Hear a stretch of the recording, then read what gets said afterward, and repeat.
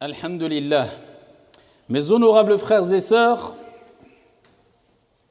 la situation ou les situations que nous vivons à notre époque, de manière générale et dans nos vies personnelles, poussent de plus en plus de personnes, hommes ou femmes, personnes âgées comme les plus jeunes, même les enfants, à s'attrister de plus en plus, à s'angoisser ou vivre des moments très difficiles de plus en plus qui provoquent en nous des angoisses, des tristesses, du stress. Et pourquoi pas, alors qu'on voit ce qui se passe autour de nous, ça ne peut que nous attrister. Les guerres, pandémies, réchauffement climatique, les informations continues qui nous rappellent que la vie est très dure et de plus en plus dure dans les 4 coins du monde. Pour tout type de personnes, peu importe la conviction religieuse, la croyance, l'origine, la couleur, la nationalité, on voit que la vie est de plus en plus dure. Et même nos problèmes personnels qu'on rencontre dans la vie de tous les jours, perte d'un proche, maladie, perte d'un emploi, perte financière, etc. Tout cela nous pousse à stresser de plus en plus, à angoisser. Certaines personnes tombent dans des dépressions, d'autres sont obligées même de prendre des médicaments, comme vous le savez, malheureusement. Certaines personnes cherchent la solution où il ne faut pas, ils se trompent de route et ils s'enfoncent de plus en plus. Ils n'arrivent plus à remonter la pente, à remonter la tête au-dessus de la surface de l'eau. En tout cas, les gens sont pris d'une certaine panique. Le passé les hante, le futur leur fait de plus en plus peur. Eh bien, en tant que croyant, on peut dire que parmi les raisons qui poussent à toute cette panique et cette angoisse et cette tristesse, c'est qu'on n'a pas compris 2 choses. Principalement 2 choses, bien d'autres comme on va le voir, mais principalement 2 choses. La première, c'est qu'à partir du moment où celui qui gère toute chose, qui contrôle toute chose, qui pour lui rien n'est difficile, celui qui lorsqu'il veut quoi que ce soit, il dit soit et c'est kun fayakun. On n'a pas compris que lorsque Dieu, Allah subhanahu wa ta'ala, celui qui gère toute chose à la perfection, le sage par excellence, lorsque Dieu, notre Seigneur tabaraka wa ta'ala, est avec nous, nul besoin de s'attrister. La tahzan inna Allah ma'ana.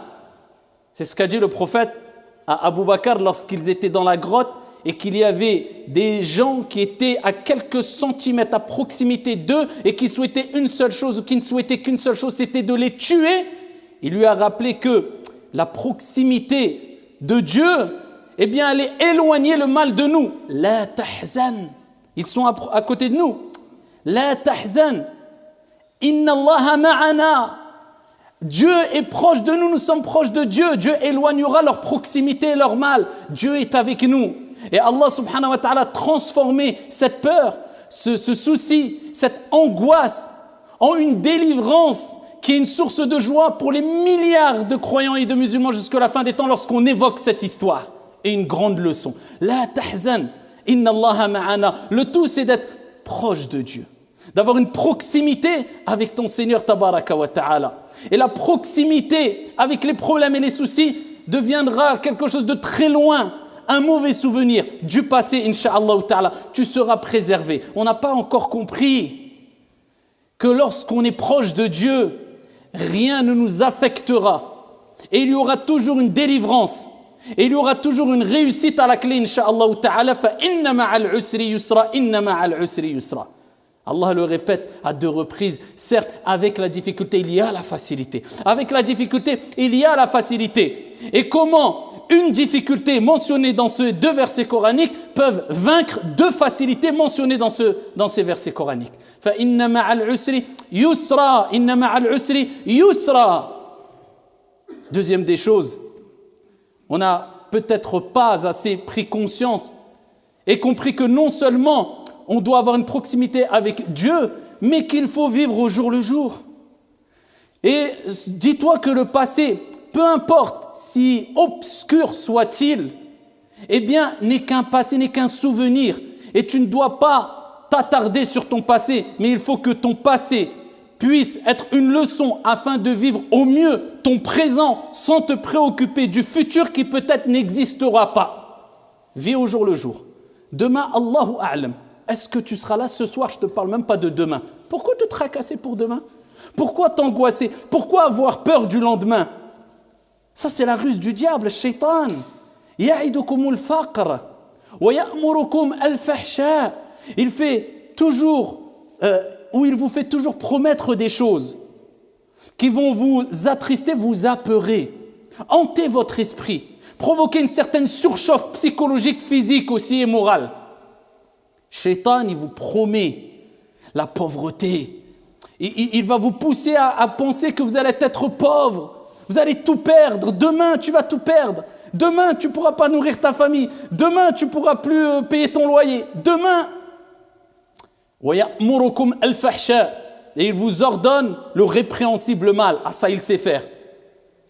Mais à côté, on a Allah subhanahu wa ta'ala. Allah nous dit, Wallahu, Allah subhanahu wa ta'ala nous promet quoi? Maghfiratan minhu wa fadla. Wallahu wasi'un, wasi' alim. Allah subhanahu wa ta'ala, c'est le plus grand. Allah subhanahu wa ta'ala, c'est lui qui accorde ses largesses. Allah subhanahu wa ta'ala, c'est lui l'omniscient qui sait tout. Ne t'inquiète pas. Allah azza wa jal vous promet un pardon et c'est grâce.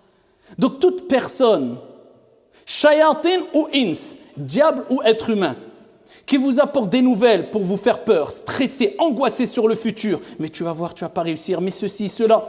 Wallahi, sachez qu'ils ont la même mission. Shaitan et eux ont la même mission. T'apeurer, t'attrister. Tourne-toi vers ceux qui voient les choses positives.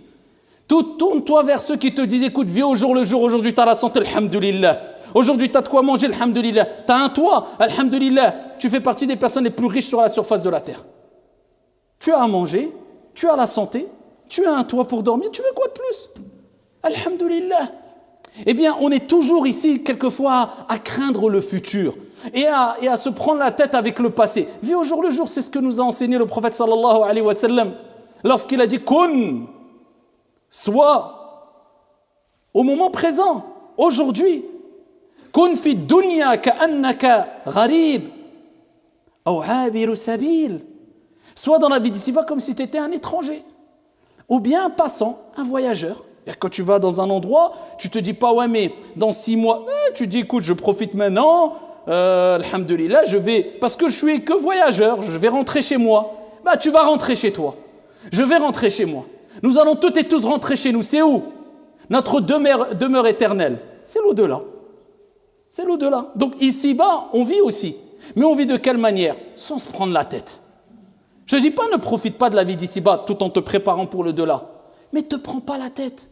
Ça ne va rien changer. Tu as des soucis, tu vas t'attrister. Cet attristement, cette tristesse, cette angoisse, ce stress. Quelqu'un a déjà prétendu que c'était un médicament, c'était un remède, c'était une solution pour faire disparaître ton stress. Non, ça c'est du mal qui ne fait rajouter que du mal. Amma le bien, wasbir wa ma sabruka illa billah. Le bien n'apporte que du bien. Quand tu patientes, Dieu te rajoute de la patience. Quand tu agis en bien, Dieu te facilite le fait de pouvoir encore agir en bien. Ça, c'est des choses bénéfiques. Mais ça, c'est du négatif, ça. Ça va t'apporter rien du tout. Et Ibn Umar, radiyallahu anhuma, qu'est-ce qu'il disait? إذا أمسيت فلا تنتظر الصباح وإذا أصبحت فلا تنتظر المساء وخذ من صحتك لمرضك ومن حياتك لموتك. C'est maintenant que ça se passe. Mais dans 2 heures ou dans 10 heures ou dans 20 heures. Attention, je ne dis pas qu'on ne doit pas se projeter dans des projets dans le futur. Mais si ces projets, si tes projections, ces probabilités qui vont se passer te poussent à angoisser, non, ça c'est pas bon. Mais si ça te pousse à rester positif et à entreprendre et à faire des choses bénéfiques et à voir loin, avoir cette vision loin, comme le prophète l'avait, aucun mal, même c'est positif, c'est bien. Il faut être visionnaire dans la vie aussi. Mais vous voyez, la bonne compréhension, le juste milieu. Et Abdullah ibn Umar radiyallahu anhuma disait quoi? Quand tu es au soir, il n'a pas dit quand tu es lundi, attends pas 2 siècles après ou 2 ans après ou 2 semaines. Quand tu es au soir, n'attends pas le matin. Et quand tu es le matin, n'attends pas le soir.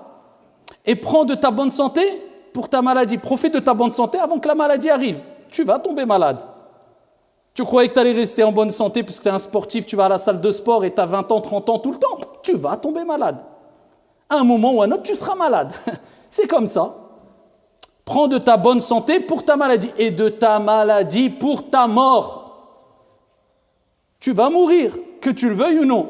Donc profite pendant cet instant où tu es ici encore, et de ta vie, pardon, pour ta mort. Profite pendant que tu es en bonne santé avant que tu tombes malade. Et profite pendant que tu es en vie avant que tu ne meurs. Donc il te dit profite et agis en conséquence et de la meilleure des manières au moment T. Demain je ferai et je me repentirai. Qui te dit que pendant je ne sais combien de secondes, des centaines de secondes, des centaines de... Tu ne vas pas mourir.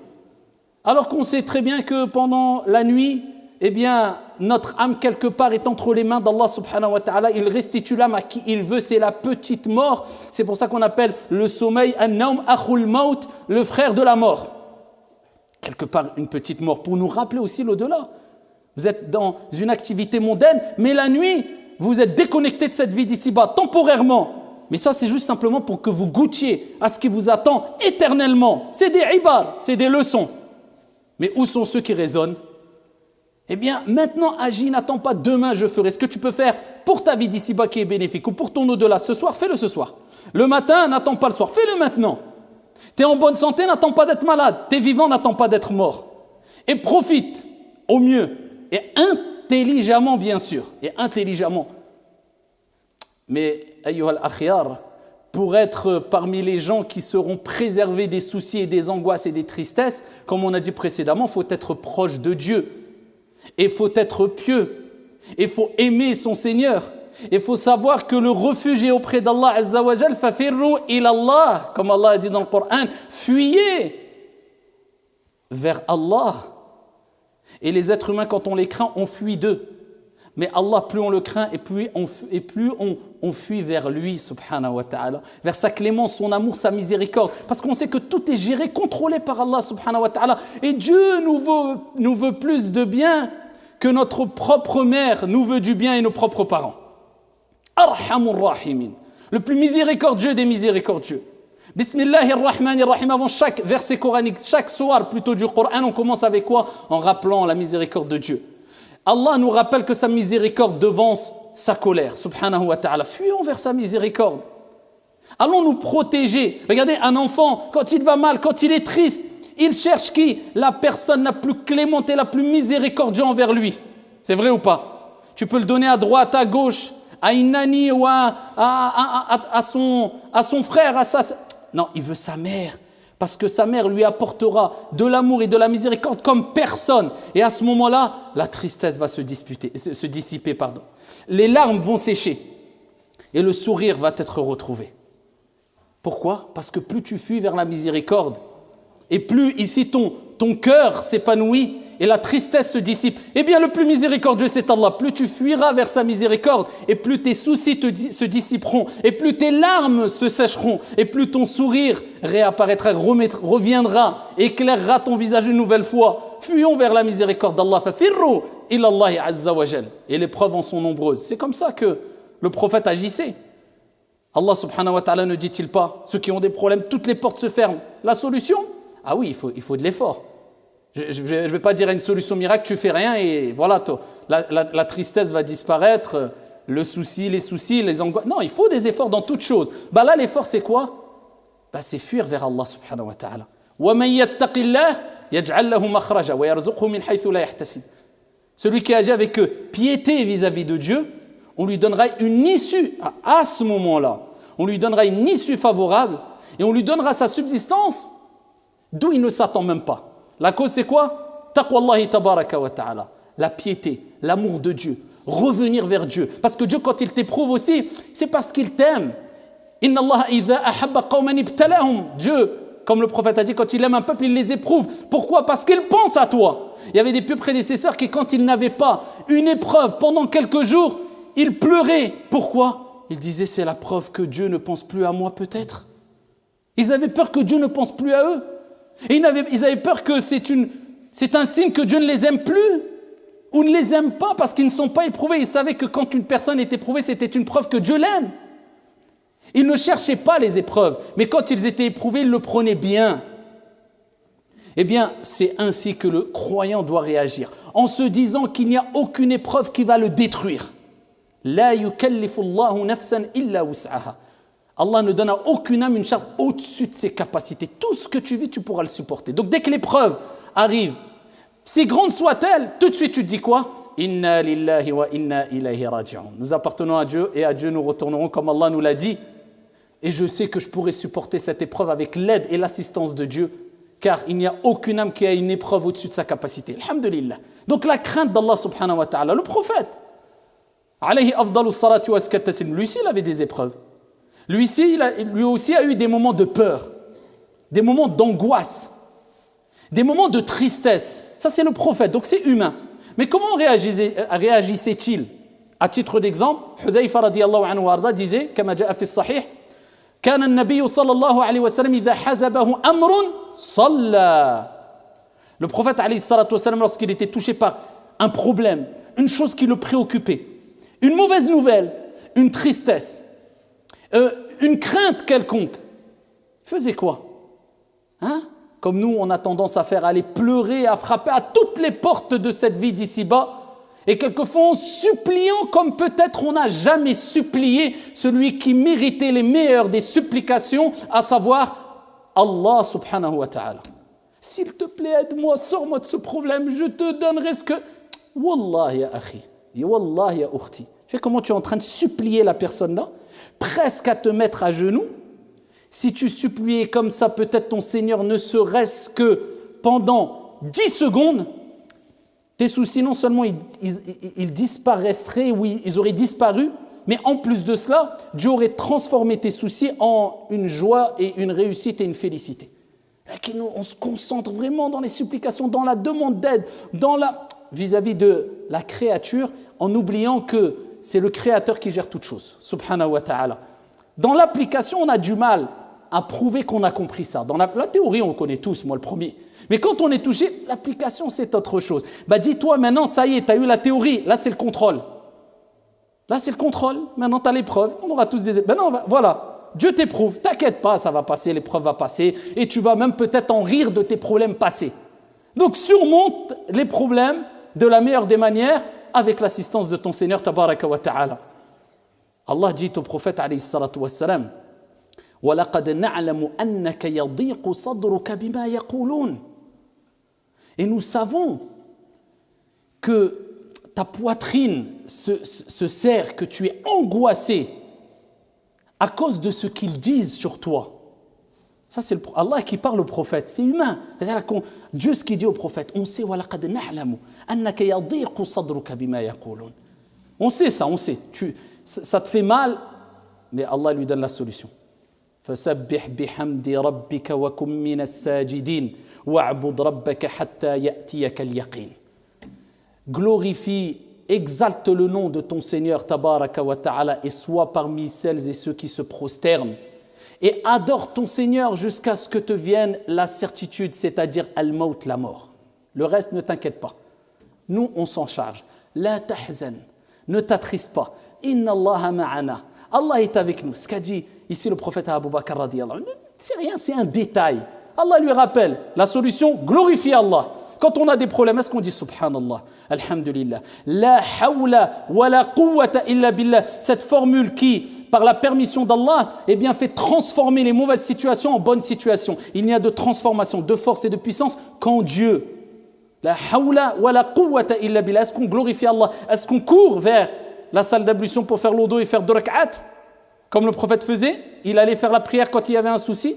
Comme Allah nous a dit dans le Coran, fasabbih bihamdi rabbika wa kun minas sajidin, et sois parmi ceux qui se prosternent et adore ton Seigneur, wa'bud rabbaka hatta ya'tiyaka al-yaqin, jusqu'à ce que te vienne la mort, c'est-à-dire lâche pas la ibada, l'adoration, et le reste ne t'inquiète pas. Et pour terminer, ayyuha al-akhyar, alhamdulillah qu'il y a des épreuves aussi quelque part.